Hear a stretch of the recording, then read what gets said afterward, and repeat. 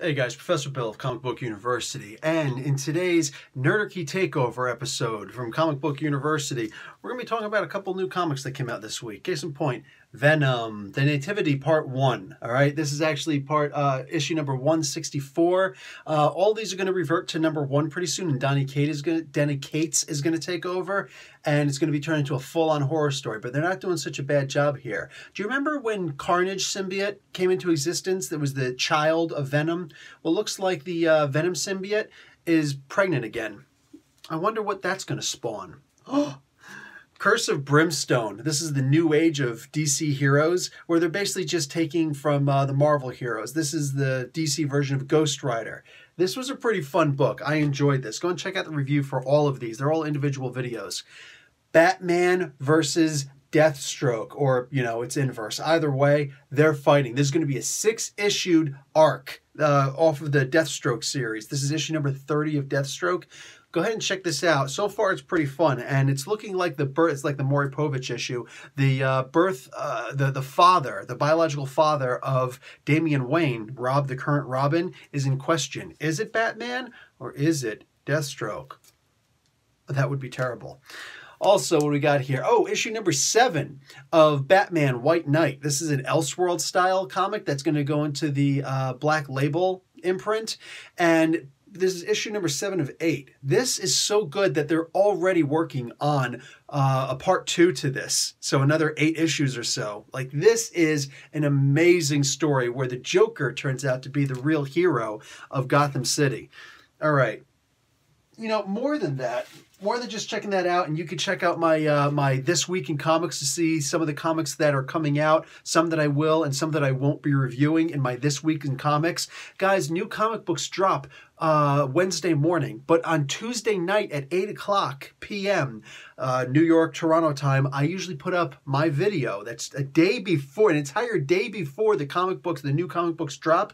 I've already got the comics in my hand, and I'm showing you guys what's up, and I'm giving you some examples of some of the things that are in the comic books. So before anybody else is seeing these comics, you are seeing the comics. Well, after I do, I'm going to look first, but just saying. So, and also, it's not just that. I mean, guys, every week or so, I'm going out and I'm finding a bunch of old comics someplace. And you remember a bunch of these, right? The Secret Wars issues. Like, I found all of these for only a couple of bucks, and I talk about this on my podcast. You remember X-Men Inferno? You remember the Fall of the Mutants? You remember all that stuff? How about you like Hawkman versus Black Adam, Teth Adam?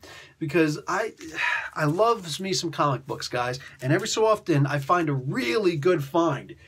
Go and check out my podcast so you can see me display those comic books for you to see. And more than that, I got a whole bunch of comic books that I get. I got a Grail.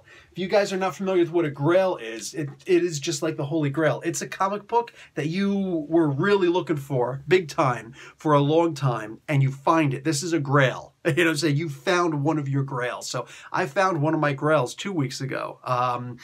Just saying, my heart skipped, and I got it for only $5. This is an $80 comic book that I found for $5 Canadian, so it's like $4 US. Anyway, so more than that, I did some Marvel Superheroes Advanced role-playing game system stuff. We're almost finished with Gadgeteering. I think maybe one more video after this for Gadgeteering, and then we'll do some more with Origins, and then we're going to get into Magic. But right now, I talked about programming and reprogramming, and let me give you a little bit of an example of that right now.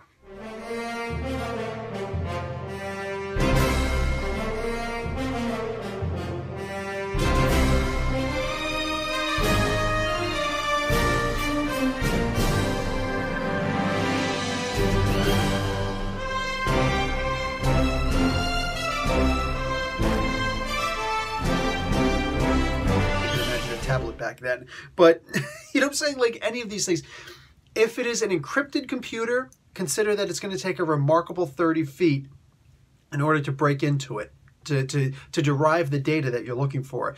Excellent 20 if it's not an encrypted computer. Either way, and that's if you what do you call it? That's either way. But if you do have the password for the computer, then you only need to make a green feet roll to get the information that you want. Because, like, you know, hey, I've got the hard part is getting through the firewall and all that, right? But after that, you just have to actually find the information. And sometimes people don't necessarily make the information easily. Like, they're not going to put, you know, if you're trying to look for secret files on the new Blackbird, you're not, you know, there's a chance that, you know, looking up on the search bar of the computer, that's not going to be like secret files for it might be named something else, like Project Up High or something like that. You know what I'm saying? So you're going to have to play with it and use a green feet roll at excellent or remarkable in order to get the information that you want. But if you do not have the passwords, if you do not have access to get through the firewall, it's a red feet roll. Now, what's a yellow feet roll? There is nothing listed for that, so by all means, judges, feel free to have fun with it. Case in point, if you could sit there and say that, let's say that this is like the tinkerer, okay, who's actually doing this stuff, or the mad thinker. You're going to break into like somebody's computer like that.